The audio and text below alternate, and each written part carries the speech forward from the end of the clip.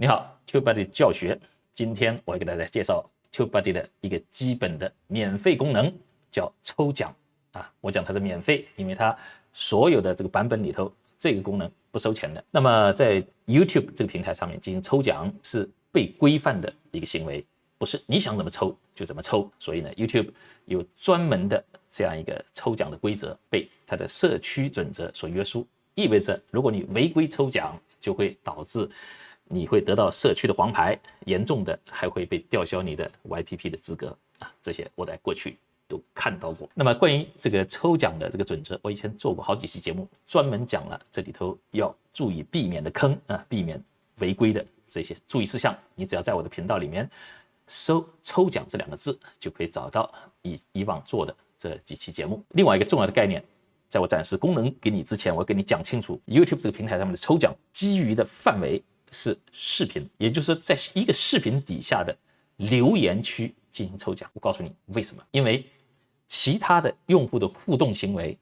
都不会留下一个公开的痕迹。比如说，我赞了你的视频，我踩了你的视频，你是不知道的，我不需要留下这个名字。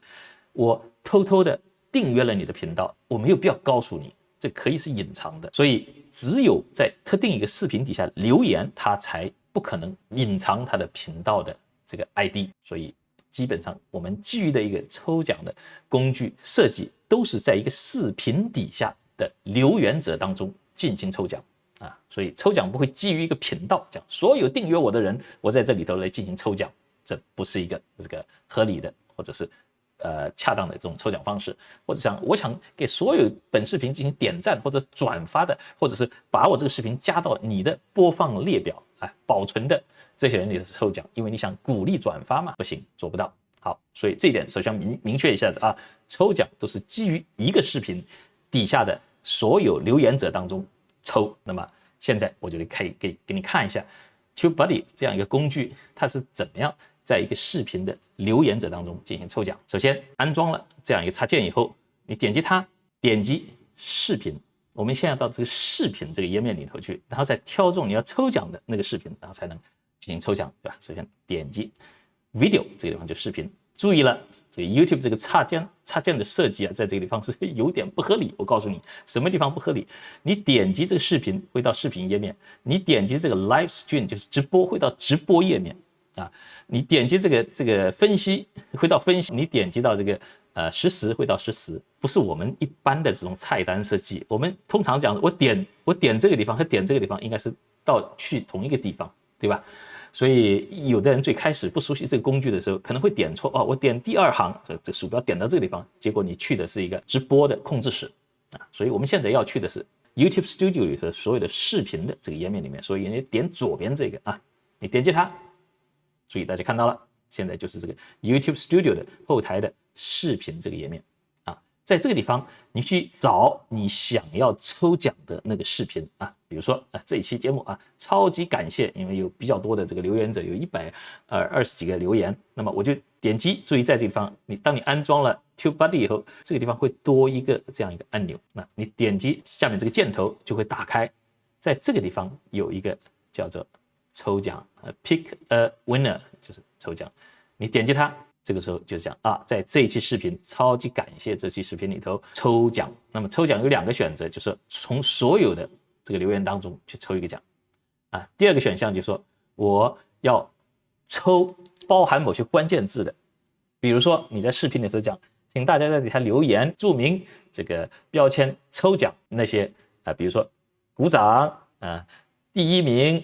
点赞这个沙发这些东西，你就认为它是没有多少营养的这个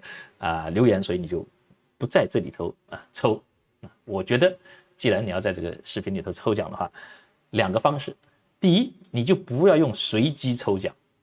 就是不要用这个工具，你就是讲在所有的留言里头，我认为哪一条留言价值最好，给我提供最大的反馈，我最感激这样一个留言，我就挑选他，送一个礼品给他，这是一种方式，不是随机的。那这个方式是鼓励大家去留下一些很有意义的反馈，而不是只是讲抽奖选我，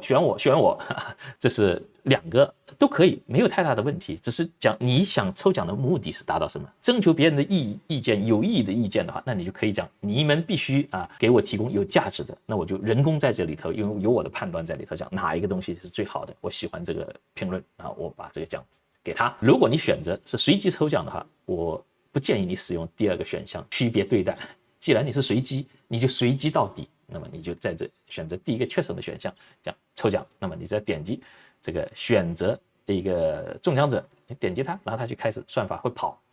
如果讲，我要想抽2个，那你就再点一次就行了。那抽3个再点一次就行了，就这样所以这个地方就会出现这个中奖者这个名字在这个地方我这边是给大家进行功能展示，并不是现场直播给你抽这个中奖者，所以这个手游我和刚才2个观众抱歉了，以后有机会的话，我们再来做真实的抽奖送给大家礼物。好，所以讲这个抽奖这个工具，从功能上来讲是非常简单，但后面有一大堆这个平台的规则以及比较好的这种操作方式。那么我今天通过这期节目，既是一个功能的展示，也把后面的这样一些设计准则和最佳的做法建议给大家。好的，